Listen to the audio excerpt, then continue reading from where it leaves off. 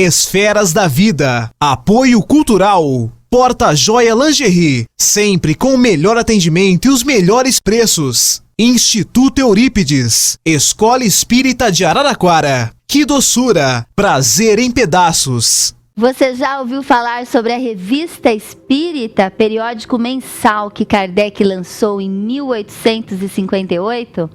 Quão importante ela é? Por que o meio espírita não a prestigia? Preparem-se, o Esferas da Vida está no ar. A alma que é vibração, vida e essência das esferas.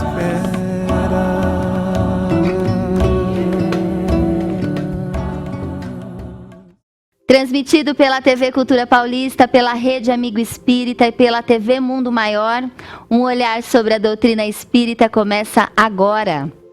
A conversa hoje é sobre a Revista Espírita, que circulou pela primeira vez em Paris, no dia 1º de janeiro de 1858, e foi publicada sob a responsabilidade direta de Allan Kardec, que a transformou numa espécie de tribuna livre. Ele sondava a reação dos homens e a impressão dos espíritos acerca de determinados assuntos, mas quem vai nos explicar muito melhor é ela, a querida Larissa Chaves. Seja muito bem-vinda, Larissa, aqui no nosso programa, no Esferas da Vida. Olá, muito obrigada pelo convite. Eu estou realmente muito feliz de estar aqui. Já acompanho há um tempo o programa e de poder falar sobre a Revista Espírita, que temos assim um grande carinho, uma curiosidade, uma vontade de aprender gigantesca. Muito obrigada. Nós que agradecemos toda a recepção carinhosa. E a Larissa é natural de Salvador, Bahia. Atualmente reside em São Gonçalo, Rio de Janeiro. Colabora com algumas casas espíritas do Movimento Espírita de Niterói. Realiza estudos virtuais para o canal Inspiração Espírita sobre a Revista Espírita de Allan Kardec desde 2017. Então hoje a gente conversa de um assunto super instigante, Larissa. A gente está no mês de aniversário aqui do Esferas da Vida, outubro, e a gente nunca falou da Revista Espírita, é a primeira vez. E a primeira pergunta que me vem à mente, para a gente começar a abordar, é qual a importância da revista e por que o meio espírita não prestigia muito, ou é uma impressão minha, não prestigia muito a Revista Espírita lançada por Allan Kardec? É uma excelente pergunta e por um tempo eu mesma me fiz essa pergunta, porque eu me tornei espírita aos 14 anos, participei de Juventude Espírita lá em Salvador e de vez em quando, como não tinha assim, muito dinheiro na época para comprar os livros, eu frequentava a biblioteca do Centro Espírita que eu frequentava, o Centro Espírita Caminho da Redenção. E eu percebia uma parte com livros assim mais novos e aquela parte que tinha assim livros, obras clássicas. Dentre essas obras clássicas tinha assim 12 volumes com aquela capa antiga e que estava lá Revista Espírita. E tinha escrito Allan Kardec. Eu falava, gente, quanto livro que tem aqui, e eu não escutava ninguém falar, comentar. Eu não sabia direito nem do que se tratava. E o tempo foi passando, eu fui entendendo melhor do que se tratava, mas todas as referências, ou pelo menos a maior parte delas, que eu escutava eram frases do tipo, olha, Kardec publicou esses artigos mensais, mas o que era de importante, ele colocou nas obras básicas. Então eu percebia como se as pessoas estivessem me dizendo assim, e isso já nem mais em Salvador, isso já morando até aqui no Rio de Janeiro, aos 20 anos eu vim morar aqui, e eu até escutava referências diretas, até um pouco críticas, em relação às pessoas que queriam estudar a Revista Espírita, como se não fosse necessário, como se, estudando as 5 obras básicas, nós já soubéssemos o que era importante e que, estudando a Revista Espírita, pudéssemos até ficar confusos por essa característica da experimentação, do laboratório que Kardec fez ali. recentemente, né, porque eu acredito que 2017 ainda está bem recente, Claro. foi que uma amiga deu a ideia de iniciar estudos com vídeos e tal, e eu falei, quer saber de uma coisa? Eu vou estudar a Revista Espírita, eu quero saber o que tem lá, ter as minhas próprias impressões. Às vezes eu escutava o Haroldo Dutra Dias citando um trechinho da Revista Espírita e eu falava, eu não li isso daí em nenhuma obra básica, então tem coisa lá que não está nas obras básicas e eu quero saber o que é. Então, há sim uma resistência no movimento espírita, existem pessoas, existem grupos e casas espíritas que fazem esse estudo, ainda é exceção, por existir esse imaginário de que não seja necessário, de que não sejam obras que o movimento espírita precise estudar, e quanto mais eu estudo, eu ainda não cheguei ao final, porque à medida que vou fazendo os vídeos é que vou avançando, né? São muitos volumes, mas o que eu posso dizer até onde eu já cheguei é que, na verdade, nós não podemos pretender esse estudo, porque através do estudo da Revista Espírita é como se fosse assim, Pri, imagina que eu vou fazer um bolo para você. E aí eu te apresento o bolo já pronto, né? O bolo pronto são as obras básicas. Então é uma maravilha, a gente senta, come o bolo, conversa. Agora, como que faz esse bolo? Qual foi o processo? Quanto tempo que eu levei na cozinha? Quais os ingredientes? As revistas espíritas nos falam desse processo. Então, quais os enfrentamentos da época de Allan Kardec? Como o codificador da doutrina espírita lidava com os embates da época, porque nas obras básicas nós não temos essas informações, né? Então, diante ali de uma situação complicada entre grupos do movimento daquela época, diante das críticas que ele recebia com tanta intensidade, às vezes na publicação de jornais da época saíam críticas nominais em relação a ele, como lidar com isso? Será que a gente tem que combater, fazer uma outra publicação, né, para poder se retratar? Como lidar? É através das revistas espíritas que nós temos esse vislumbre da sabedoria, da coragem, da coerência dessa pessoa que não é à toa, foi realmente escolhida pelo Espírito de Verdade para organizar todo esse material que chegou à Terra através da doutrina espírita. Então, nós só poderemos compreender esse processo, esse histórico, e inclusive uma coisa que eu acho principal, pelo menos pessoalmente falando, criar mais intimidade com o codificador, sair daquela relação que parece assim, uma figura tão distante, aquela Sim. figura tão séria. Quando a gente percebe a forma como ele se comunicava, a forma como ele relatava as coisas, parece que a gente vai ali conhecendo os bastidores, e eu pelo menos fui criando mais intimidade. Hoje em dia, aquela imagem dele muito séria já não me assusta, e eu sinto ele tão mais próximo, exatamente por conta do estudo da Revista Espírita. Agora eu fiquei interessada em saber qual que é a sua opinião em relação ao Kardec, a personalidade dele, você que já leu muito, né, da Revista Espírita. O que você falaria de Kardec além? Porque a gente vê essas fotos que a gente vê, são fotos posadas, ele está com um semblante sisudo realmente. É difícil a gente chegar até a personalidade, parece que ele é uma pessoa rígida, né? Um educador talvez duro, e não combina, né? Educador, duro, rígido, né? Talvez não seja nada disso, Larissa. Olha, eu vou te dizer que eu tinha também esse estereótipo, porque as fotos naquela época as pessoas nem podiam rir, né? Um outro contexto, como a gente, por exemplo, tem notícias também de Bezerra, né? Bezerra de Menezes, de como ele era doce, carinhoso, mas quando a gente olha também os retratos típicos daquela época, em que a pessoa precisava ficar séria, era uma exigência daquele contexto, a gente também fala, nossa, a imagem que eu tenho, né, de meu imaginário Bezerra tão paternal, tão carinhoso, não combina com essa imagem. E a mesma coisa acontece com Kardec. Só que com Bezerra a gente até tem mais informações dessa doçura, desse lado paternal. E com Kardec, eu acho que através da Revista Espírita, como através também de alguns textos que eu também considero muito importantes para o nosso estudo e para conhecer melhor essa personalidade, textos também do livro Viagens Espíritas. Alguns dos textos do Viagens Espíritas estão também nas revistas espíritas e também do livro Obras Póstumas. A gente vai percebendo nessa personalidade que sim, existe uma seriedade, existe esse lado científico, esse lado cético, que inclusive ali no início, depois de anos já estudando, é importante também ressaltar que antes de travar contato com as mesas girantes, com todo aquele fenômeno inicial, ele já tinha décadas de estudo do magnetismo.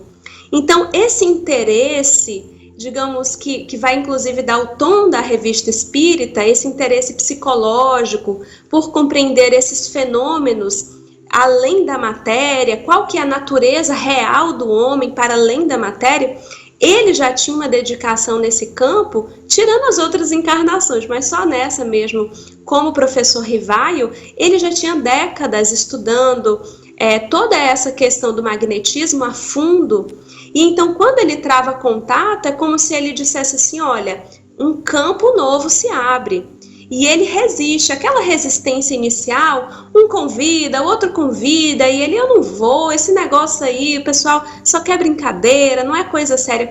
Esse lado existe, sim, essa personalidade que não queria perder tempo com frivolidades, que queria aproveitar ao máximo a própria existência de forma produtiva, mas junto a esse lado sério, existe alguém com um senso de humor peculiar, que através de artigos em que às vezes estava tratando de coisas sérias ou relatando até mesmo críticas feitas ao movimento espírita, à Sociedade Parisiense de Estudos Espíritas, que por muito tempo teve a presidência dele, ele conseguia lidar com essas críticas, com aquilo que ele vai chamar em um artigo de diatribes ou polêmicas espíritas, com essa leveza que só os homens realmente grandiosos conseguem lidar.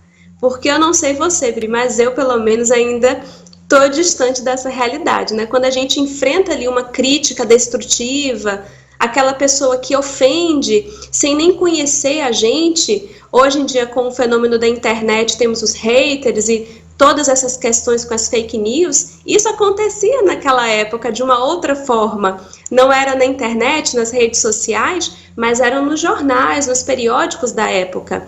E o que mais me chama a atenção nessa personalidade é essa sabedoria, esse senso de humor diante de situações difíceis, de conseguir, imagina só, publicar na revista espírita o texto que foi feito em crítica, uma crítica ferrenha a ele, de uma pessoa que não teve nenhum cuidado assim com as palavras, né? Uma pessoa que estava ali realmente tentando ferir, tentando realmente derrubar, destruir, acusando muitas vezes, ele recebeu acusações até mesmo de se aproveitar do dinheiro para fazer viagens, quando todas as viagens feitas por ele nem usava o recurso da Sociedade Parisiense, ele usava recursos próprios, mesmo sendo alguém que não tinha dinheiro sobrando. Então você ser acusado e passar por tudo isso e conseguir vir a público através da revista e falar, olha, estou sendo criticado, o texto que foi publicado no Correio ou no jornal tal, está aqui, e você conseguir responder a isso, ao mesmo tempo que colocando os pingos nos is, mas sem atacar, sem pagar com a mesma moeda, sendo cuidadoso, sendo educado, gente, isso nos dá amostras realmente da grandiosidade, não só do seu pensamento, não só do seu raciocínio, da sua lógica, que é o que a gente costuma exaltar, mas também do seu coração. Porque a gente vai percebendo também ali a bondade dele, a forma dele, por exemplo, diante de evocações, que naquela época a maioria, né, como ele estava ali num momento de pesquisa, então eram feitas muitas evocações. Por exemplo, teve um suicídio e foi noticiado, então ele evocava aquele suicida dias depois do suicídio para poder entrevistar, ter informações com toda a sustentação espiritual que a reunião tinha. E é interessante porque, além desse lado pesquisador, ele se preocupava com o bem-estar daquele espírito. A gente percebe na conversa, na entrevista, que ele vai dar um jeitinho daquele espírito sair um pouco mais consolado, um pouco mais esclarecido. Então não é só aquele lado pesquisador de obter informação, de querer extrair o máximo que puder, mas o lado humano. Porque espírito, quanto mais evolui, a gente acha que fica distante, mas fica humano, fica na verdade cuidadoso, respeitoso. E tudo isso a gente encontra em Allan Kardec nesses artigos. Larissa Chaves, aqui no Esferas da Vida. Realmente Kardec tinha uma elevação moral muito grande. E a gente vai para o nosso momento Chico Xavier, mas antes eu queria deixar público aqui do Esferas da Vida que é muito bom ter uma jovem, uma mulher expositora espírita. A Larissa tem 31 anos e muito conhecimento para nos passar. A gente vai para o momento Chico Xavier e a gente já volta com mais Esferas da Vida. Mestre e Senhor, protege os desgraçados que se vão sem conforto e sem guarida nas grandes tempestades dessa vida, no turbilhão da dor e dos pecados. Ascendem para os céus todos os brados da alma humana cansada e dolorida, balsamiza com amor toda a ferida que punge o coração dos degredados. Degredados na terra tenebrosa, terra da sombra estranha e dolorosa, recamada de prantos e espinhos. Ampara, meu Jesus, quem vai chorando, entre dores e acúlios soluçando, na miséria de todos os caminhos. Paz espera. Paz espera.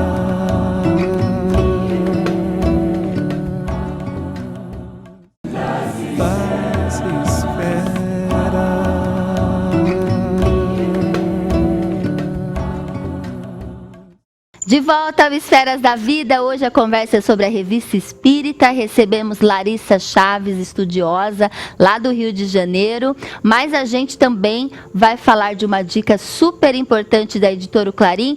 Eles sempre indicam o jornal, a Revista Internacional de Espiritismo, mas hoje é um livro importante, olha só, Cristianismo, a Mensagem Esquecida, de Hermínio Miranda. Estudo de Hermínio Miranda sobre a essência da mensagem cristã e suas deturpações ao longo dos séculos. Assuntos como milagre, ressurreição, documentos canônicos, instituição dos sacramentos e o cristianismo como a doutrina de Jesus. São explicações de maneira clara e objetiva. Uma obra-prima do Espiritismo. Olha que beleza, muito bom, Editora Clarim. E a gente também segue com o Instituto Eurípides, fundado há mais de 25 anos. Atualmente o Instituto acolhe gratuitamente mais de 160 crianças de 6 a 15 anos no contraturno escolar para retirá-las das situações de risco.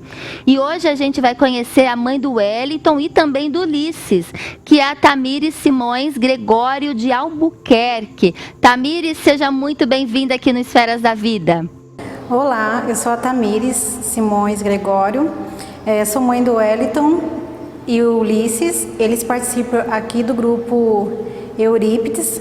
É muito bom aqui porque as crianças à tarde, os meus estudam de manhã, aí na parte da tarde vem, eles ficam aqui e eles estudam, fazem educação física, brincam, aprendem atividades, jogam bola, jogam vôlei, aprendem a karatê. Eles adoram dança, eles aprenderam aqui a dançar.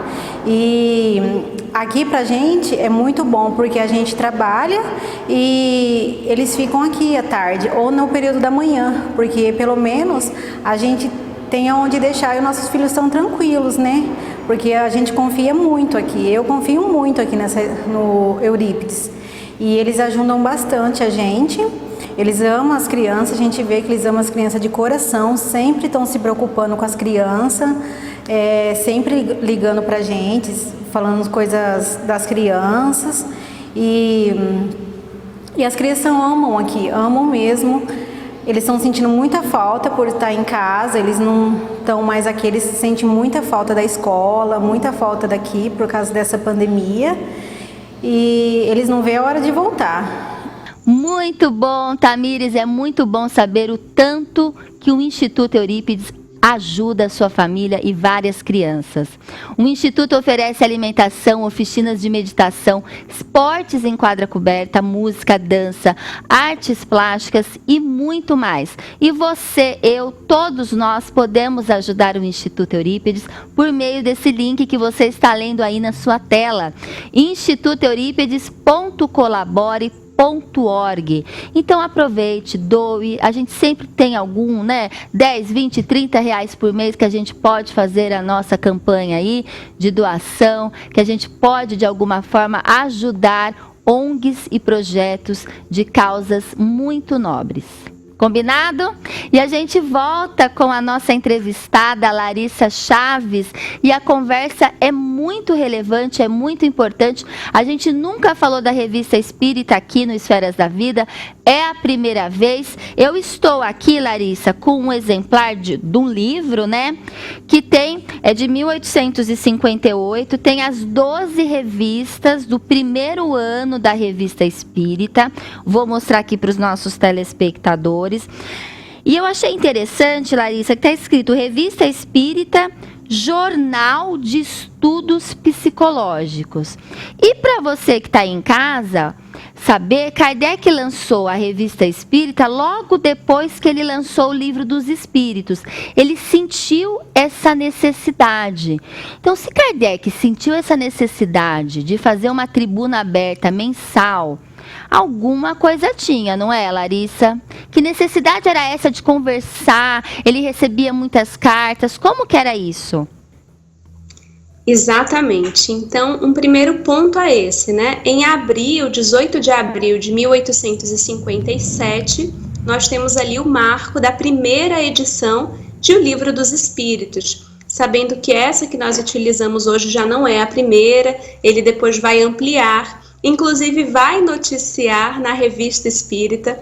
Toda vez que tinha uma nova publicação ou a publicação de uma nova edição, ele sempre noticiava isso também nas revistas espíritas. Mas o fato é que a quantidade de correspondências, a quantidade de grupos espíritas que foram se formando na época, não apenas interessados no fenômeno, porque sabemos da quantidade de grupos que estavam ali apenas interessados em ver as mesas girarem, em se comunicar, matar a curiosidade, mas também grupos sérios que estavam interessados na ciência nascente, na ciência espírita, na filosofia espírita, em compreender aquelas consequências morais oriundas dessa filosofia. Esses grupos aumentam, é como se começasse ali o movimento espírita, do qual tanto falamos hoje. Então imaginemos a quantidade de correspondência que ele não deveria receber.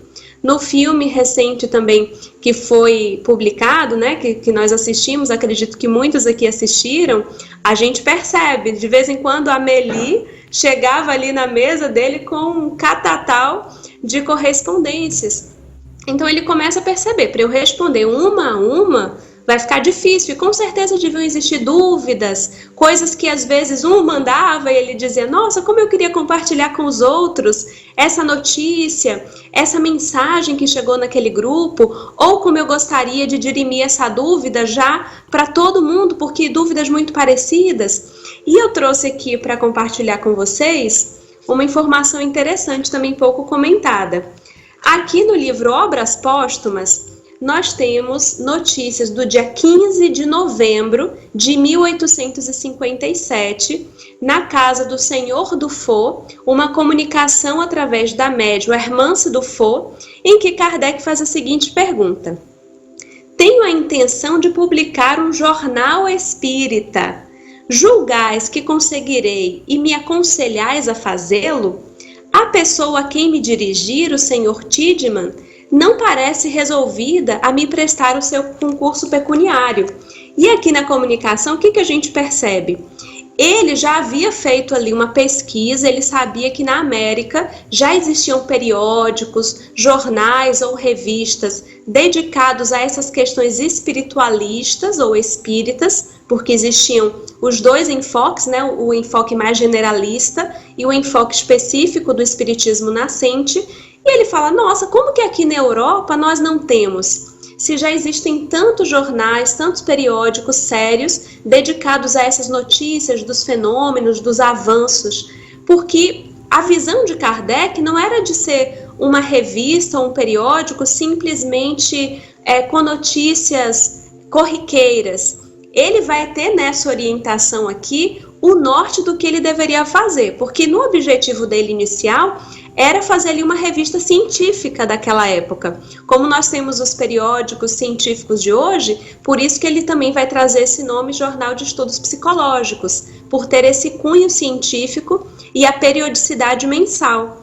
E nessa comunicação, o espírito vai falar para ele que não seria fácil, que ele nem contasse com o Sr. Tiedemann para esse patrocínio, que ele desse o jeito dele. Kardec, inclusive, vai dizer que estava com 2 empregos. Então, olha só, a gente que se queixa de não ter tempo.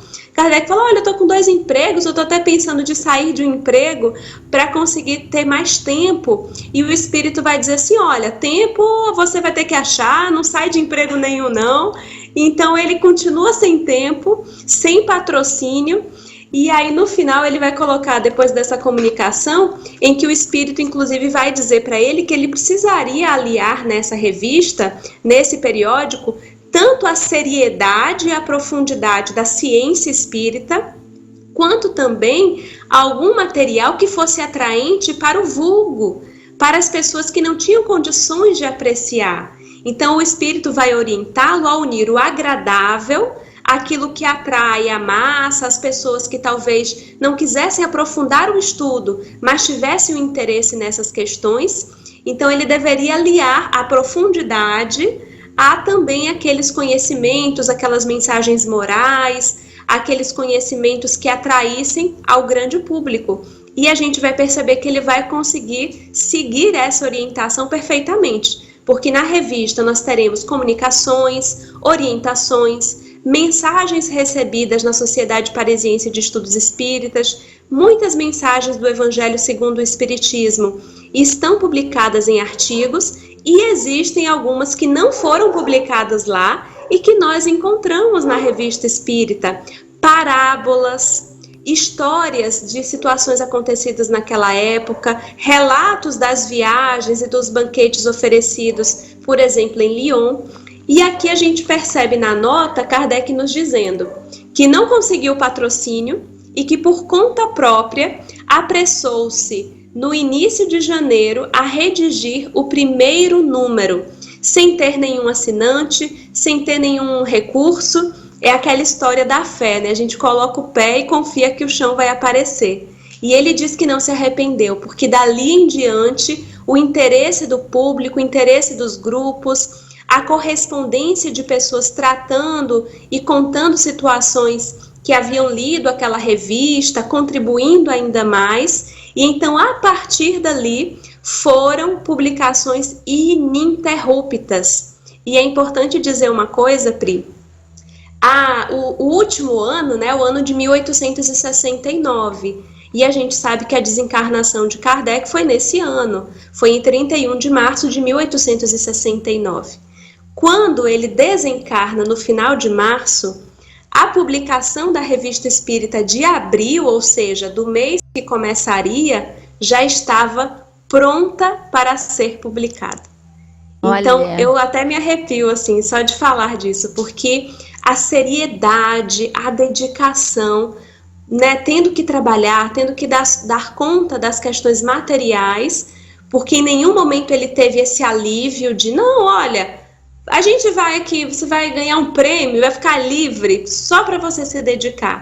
A gente vê que na comunicação ele até fala assim, será que não seria melhor, né, eu ficar mais dedicado só? Não, continua com o seu trabalho, continua com tudo que você está fazendo e arranja tempo. E ele fez isso daqui e arranjou, porque publicando as obras básicas, a gente vai tendo notícia ao longo das revistas de qual a obra que ele estava se dedicando naquele momento, das comunicações que estavam chegando naquele momento, e enquanto publicava essas obras tão profundas, ele continuava mensalmente publicando as revistas espíritas. É por isso que a gente em nenhum momento pode reclamar se existe algum tipo de desafio na divulgação do espiritismo, não é, Larissa? Às vezes as pessoas até me convidam para falar, vamos fazer uma live para você falar quais são os desafios, as dificuldades de ter um programa espírita.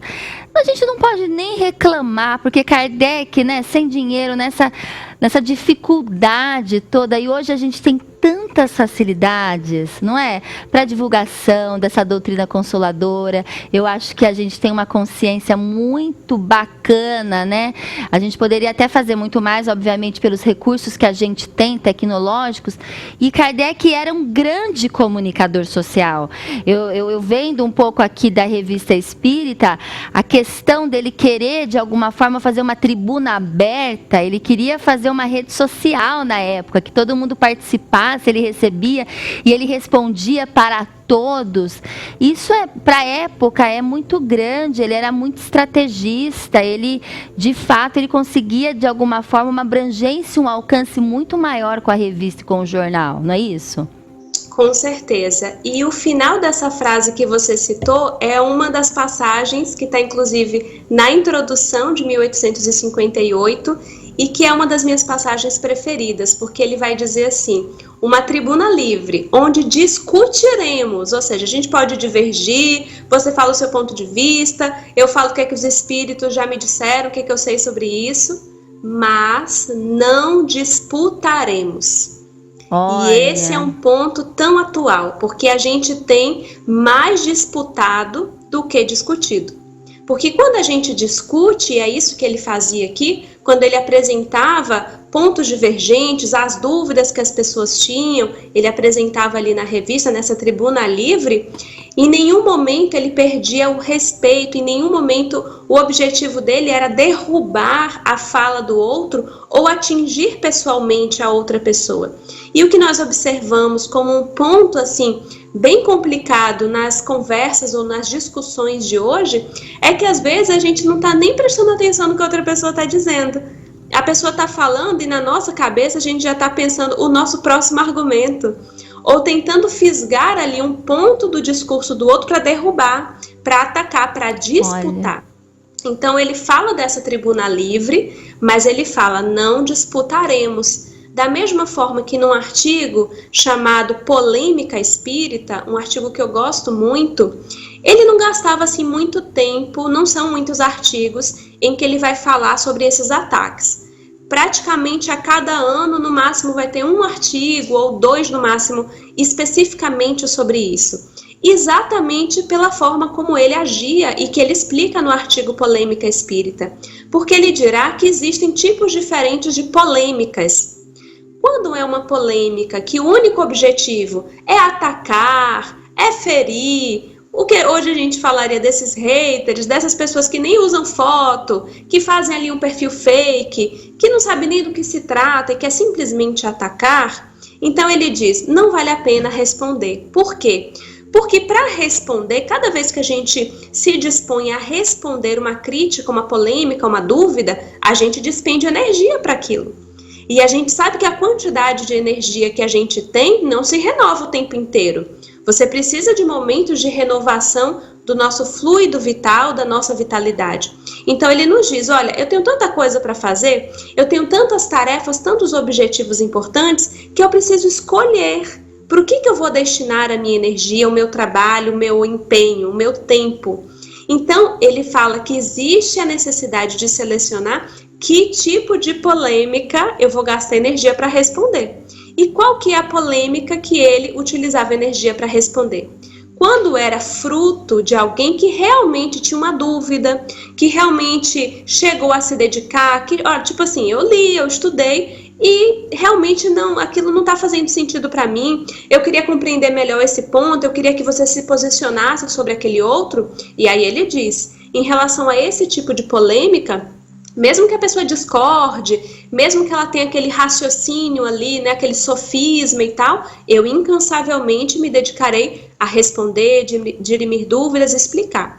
Agora, existem pessoas que vêm atacar sem sequer saber do que se trata, sem sequer ter estudado os pontos básicos para saber se concorda ou se discorda. Então, em relação a essas pessoas, ele orienta, e é o que ele fazia, que não vale a pena a gente gastar. Então, vão existir aquelas pessoas, por exemplo, que vão assistir aqui o nosso programa e vão fazer ali no comentário: ah, essa parte aqui eu não entendi direito, essa parte aqui eu discordo porque eu penso isso, isso, isso e isso. Tudo bem, podemos dialogar, podemos discutir, não tem problema algum. Agora, tem pessoas que vão pegar um pedaço, uma fala solta e vão fazer daquilo ali motivo para discórdia, para divisão, para cisânia. Então, esse ensinamento de Kardec, esse posicionamento dele em relação às polêmicas, às diatribes, que tem outro artigo com esse nome, é algo que a gente precisa realmente observar e aprender para utilizar hoje. Porque com esse fenômeno da comunicação em massa, da rapidez da informação, nós temos gastado muita energia disputando e pouca energia realmente dialogando, realmente aprendendo com essas diferenças. E temos que refletir. Eu acho que às vezes as pessoas se incomodam com questionamentos, como se tudo já tivesse sido organizado, codificado. Mas o Espiritismo não é uma doutrina progressista, ou ela é estática, aquilo ali e vai ficar aquilo ali que Kardec deixou. Qual que é a sua opinião, Larissa? Esse é um ponto bem interessante, Priscila, ótima pergunta também. O próprio Allan Kardec nos fala que é uma doutrina progressista, né? Então, não é nem dizer que é a gente que deduziu isso, ele fala claramente que é uma doutrina progressista, porque, inclusive, o que é a doutrina espírita? Tem um livro maravilhoso, essa informação está na Revista Espírita, está em Obras Básicas, mas existe um livro maravilhoso de Leon Denis, em que essa informação vem assim, quase desenhada para a gente. Quando Leon Denis nos apresenta no livro Depois da Morte, a concepção de uma doutrina secreta, ou seja, de aspectos sobre a lei de Deus, o funcionamento dessa lei, que já estavam presentes na história da humanidade em diferentes épocas, em diferentes culturas, nesses grandes grupos da antiguidade que nós conhecemos. Ocorre que isso não era revelado para a grande massa, na praça pública, mas sim no silêncio das catacumbas, de forma escondida, para grupos de iniciados. E para a grande massa, esses ensinamentos vinham revestidos de um véu, de rituais. Então, o que ficava presente para aquelas pessoas não era o conteúdo dessa doutrina secreta, não era a revelação desses pontos centrais da lei de Deus. Quando Jesus vem, a proposta inicial da apresentação e de todo o preparo do povo escolhido e de tudo mais que nós sabemos dos judeus, Jesus como judeu, ele está ali trazendo, desvelando aspectos dessa lei para o grande público, para a grande massa, sabendo que isso alcançaria gerações e multidões. A doutrina espírita nada mais faz do que unir esses pontos que estavam soltos, que estavam esparsos, de forma organizada, e por isso um pedagogo, por isso alguém com essa lógica, com esse ceticismo, que não se deixasse levar pelas mistificações, para que pudesse lapidar as arestas, os pontos que estavam ali soltos, e deixar para aqueles que, como nós, têm uma necessidade de compreender, de raciocinar, deixar esses aspectos da lei de Deus bem redondinhos, bem explicadinhos, porque para algumas pessoas, conhecer ou não conhecer isso não é um ponto assim tão forte na própria existência. Para outras pessoas, essa compreensão, o acesso a essas explicações são uma necessidade dessas almas, como foi uma necessidade da minha, para conseguir avançar, para conseguir continuar o seu processo de peregrinação. Então, a doutrina espírita não vem trazer uma coisa que ninguém nunca falou, né, uma novidade que nunca esteve presente, não. Vem sistematizar, organizar e acrescentar alguns pontos na explicação, no desdobramento dessa doutrina secreta, no desdobramento dessas explicações. E aí, eu queria trazer só um pequeno ponto que está num artigo de 1865, quando Kardec, na Revista Espírita, e escreve o que ensina o Espiritismo. Eu acho que é um título maravilhoso, né? Um grande resumo. O que ensina o Espiritismo? Ele vai nos falar exatamente dessa ideia, desses ensinos que já estavam esparsos, e ele vai dizer que algumas pessoas utilizavam isso como um ponto de crítica. Se não está trazendo nenhuma novidade, então para que veio, né?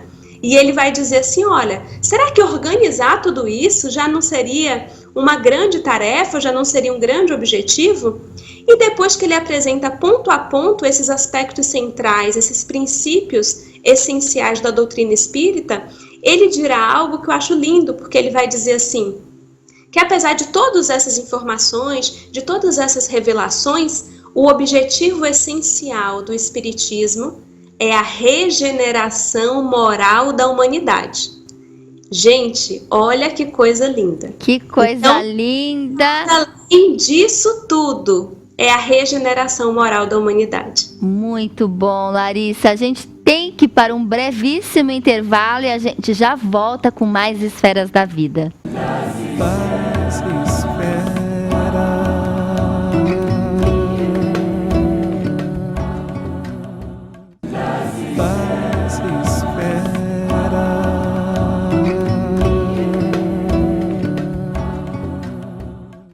De volta ao Esferas da Vida, a conversa hoje é com a Larissa Chaves sobre a importância da Revista Espírita.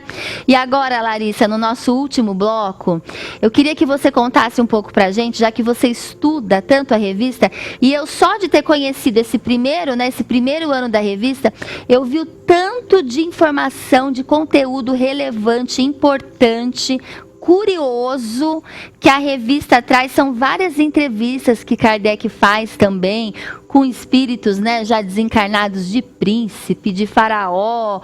Então, assim, tem muita coisa legal, diferente, né, que nas obras a gente não tem também tudo lá. Então, o que você já viu que você achou interessante ou que tocou seu coração, que a gente poderia comentar aqui com os nossos telespectadores? Maravilha, é realmente assim uma riqueza que só a gente pegando, estudando. Eu queria também dizer para quem está aqui nos acompanhando que quem não tiver condições de adquirir, especialmente nesse momento que estamos passando o livro, né, aqui material, existe no site da FEB em PDF todos os anos da revista, através de um outro site chamado Kardecpédia, gratuito também. Vocês podem encontrar também todos os anos da revista. Então não tem desculpa para não estudar, para não pesquisar, porque é um material realmente riquíssimo e que agrada diferentes gostos, diferentes formas de ser. Seja desse aspecto das comunicações, seja através das comunicações de cunho moral, seja através das explicações mais científicas e filosóficas ou das notícias daquela época.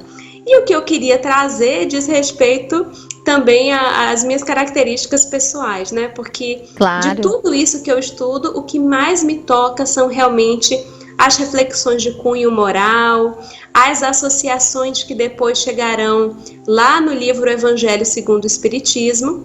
E é importante observar que a cada publicação, a cada ano da Revista Espírita, como ao mesmo tempo Kardec estava trabalhando nas obras básicas, então a gente vai perceber características próximas daquela obra que ele estava trabalhando. Então, no ano de 1864, a gente vai ter uma quantidade de reflexões de cunho moral, de cunho evangélico muito grande. E o livro que hoje nós chamamos de O Evangelho segundo o Espiritismo, inicialmente teria o nome Imitação do Evangelho. E foi o editor, o senhor Didier, que sugeriu para Kardec que assim, olha, que tal, né? Vamos mudar esse nome. Viva o senhor Didier, porque acho que imitação do Evangelho não cairia tão bem, não é verdade?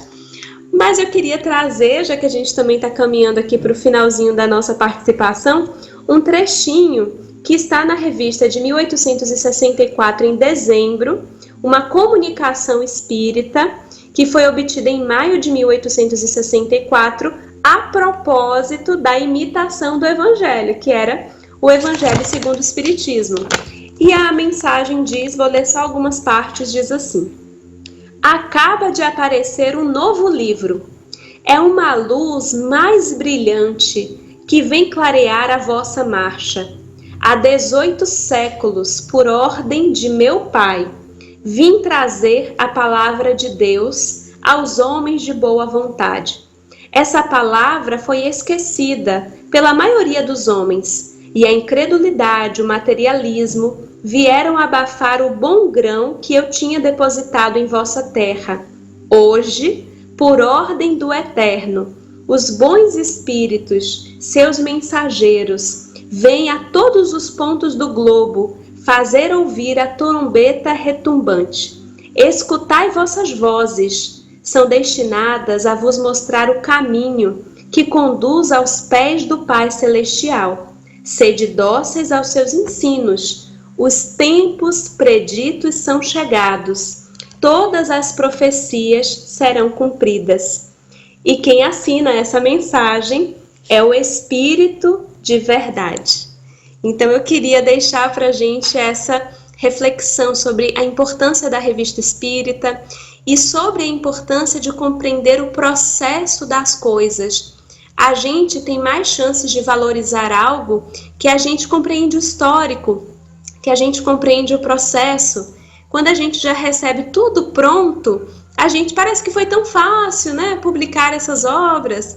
E quando a gente vai lá nas revistas espíritas, acompanhando ali, né, de forma mensal, quais os embates daquela época, as dúvidas, o que as pessoas que estavam vivendo aquele espiritismo nascente na Europa enfrentavam, nós vamos percebendo vários pontos de conexão entre os desafios de ontem e os desafios de hoje, e percebendo onde precisamos estar atentos para não cair.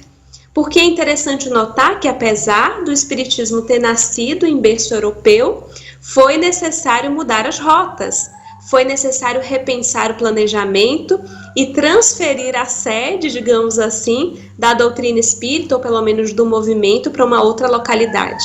Então sabemos que os planejamentos divinos, eles vão se adaptando à utilização do nosso livre-arbítrio.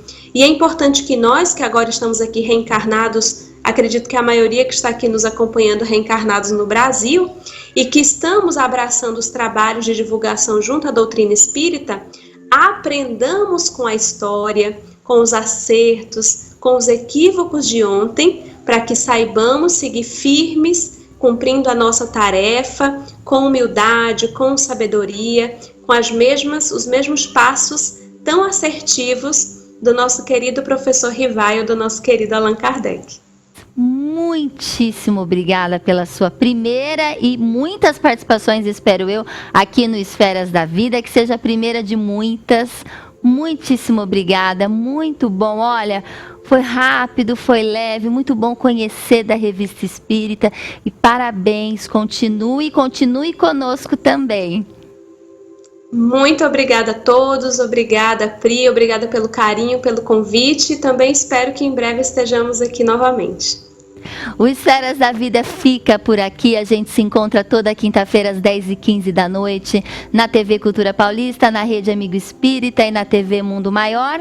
Até a semana que vem, uma ótima noite para todos vocês, um grande beijo e muita paz.